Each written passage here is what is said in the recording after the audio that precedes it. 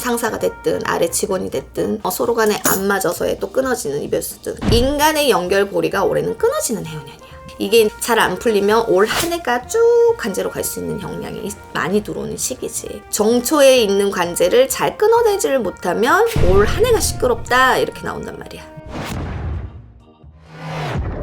안녕하세요. 네, 안녕하세요. 해아신당입니다. 새해 복 많이 받으세요. 새해 복 많이 받으십시오. 여러분.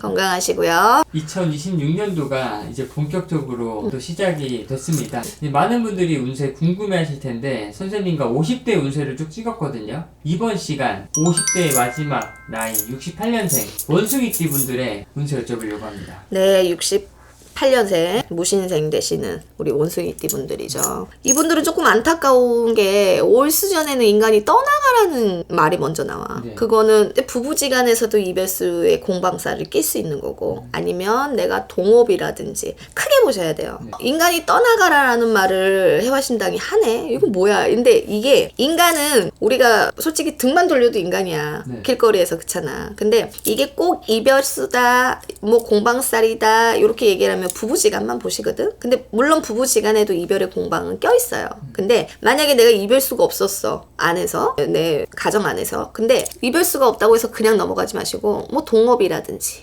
쉽게 말하면, 아니면 내가 지금 뭐 만나고 있는 사람의 이별수라든지, 아니면 내가 어떠한 직장에서 상사가 됐든 아래 직원이 됐든 서로 간에 안 맞아서에 또 끊어지는 이별수. 인간의 연결고리가 올해는 끊어지는 해운년이야. 그래서 외롭다라는 말이 먼저 나와. 무신생분들은. 그래서 이분들 자체가 올해는 어쨌든 간에 내가 인연의 법이 다 끝났으니 굳이나 잡고 매달리기까지는 하지 말아라. 어차피 부부의 이별수도 들어오면 여기까지인 거야. 어차피. 그래서 이분들은 인간의 올해 이별의 공방이 껴있기 때문에 이런 것들로 인해서 약간의 상처가 될 수 있고, 또 이런 걸로 인해서 내가 뭐라 그래야 될까, 좀 처지는 기운일 수도 있어. 그래서 이분들이 조금 2월달 3월달 양력으로 이런 기미가 보이지. 여기서 이제 조금만 더 가면 안 좋은 게 관제하고 구설이 같이 들어오는 시기야. 그래서 3월달에 있는 관제, 쉽게 말하면 양력으로 3월의 관제, 2월의 관제, 이게 잘 안 풀리면 올 한 해가 쭉 관제로 갈 수 있는 역량이 많이 들어오는 시기지. 그래서 좋은 걸 좀 얘기를 해줘야 되는데, 이분들이 이별의 공방에 관제살이 들어오는 시기이기 때문에 인간으로 인한 관제거든.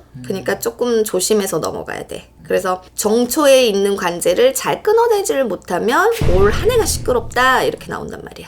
그래서 관제를 조금 조심해야 되고, 뭐 하나 좋은 거는 그래도 어쨌든 방향성은 생긴다라는 말이 나오거든. 방향성? 그러니까 내가 그동안 갈 길을 몰라. 헤매고 있었어. 쉽게 말하면 내가 뭐 회사도 없고 그냥 손만 놓고 이거를 벌려야 돼 말아야 돼 뭐 이런 것들이 있었다 하면 올해는 방향성이 생겨. 뚜렷하게 어떠한 걸 내가 딱 집어서 가야 되겠다라는 확고한 뭔가는 생기는 시기야. 이 무신생분들이 5월달 지나고 나면 뭐라 그럴까, 그 방향성대로의 내 고집대로 조금 움직이는 시기가 들어오지. 그래서 어느 뭐 내가 뭔가를 해봐야 되겠다, 아니면 뭔가를 내가 이걸 접어야 되겠다, 어떠한 방향대로 갈 수 있는 시기가 오기 때문에 그 하나는 조금 뭐랄까, 그동안에 좀 답답했던 것들이 조금 마무리된다고 해야 되나? 아니면 그 답답함에서 내가 탈출해야 된다고 생각하는, 뭐 이렇게 5월달에는 그런 기운들이 들어오지. 그래서 요분들 같은 경우에는 조심해야 될 게 그거야. 그냥 인간으로의 이별. 자, 끊어지는 인연에서 그 잘라지는 인연이 잘 곱게 가면 괜찮은데 잘못하면 뭐라고? 관제, 구설이다. 이런 것들을 조금 많이 생각하는 해운년이 되셔야 돼.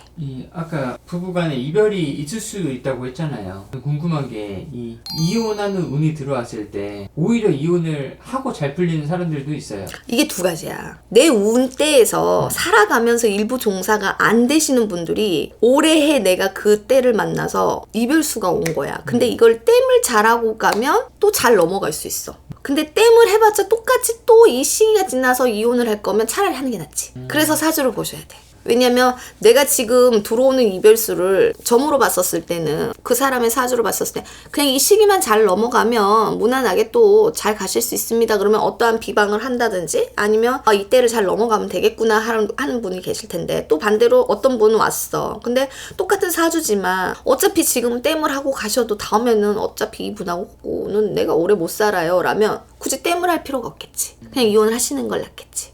그래서 이게 이제 총운이다 보니까 사주 개인적으로 들어가면 하셔야 되는 분이 있고, 이 시기에 병원연에 이 무신생의 이 남자 여자분들이 땜만 하면 잘 넘어갈 수 있겠구나 하신 분들이 있으시기 때문에 이거는 이제 참고 영상을 보시고 개인적으로 상담이 필요한 부분 같아. 이거 사람마다 좀 차이가 있는 거네요. 그렇지. 땜을 해도 안 되시는 분들은 이혼을 해야 되는 경우와 안 해도 되는데 이 26년만 잘 넘어가면 아무 일이 없으니까. 그럼 이분들의 좀 금전운이 가장 좋은 시기는 한 몇 월 달일까요? 이분들의 금전이 좋은 시기는 10월달, 9월달 나쁘지 않아. 그러니까 약간 5월달이 지나고 이분들은 약간 뭐랄까 정초에 있는 이 이별의 공방살, 관제살을 조금 잘 정리정돈을 하고 조금 뭐랄까 뾰족뾰족한 것들을 부드럽게 조금 둥글게 만들어서 끌고 가셔야 돼. 하반기까지. 근데 이거를 뾰족한 걸 너 뾰족해? 나도 뾰족할 거야. 맞붙으면 12월까지 힘들어. 꽉 차게. 그러니까 어떻게 초에 이 인간들을 정리정돈하는지, 자 인간들을 정리정돈하면서 관제까지 안 가고 잘 물릴 수 있는지, 아니면 관제를 갔으면 어떻게 관제를 해결해야 되는지를 관건을 많이 줘야 돼. 그러니까 4월까지지 양력으로. 그래서 그렇게 정리를 잘 하시고 가신다면 뭐 빵빵빵 터져. 이분들도 나쁘지는 않아. 근데 이제 이별의 슬픔은 있겠지. 어쨌든 그것들은 뭐 시간이 약이니까 어쩔 수 없는 부분이고.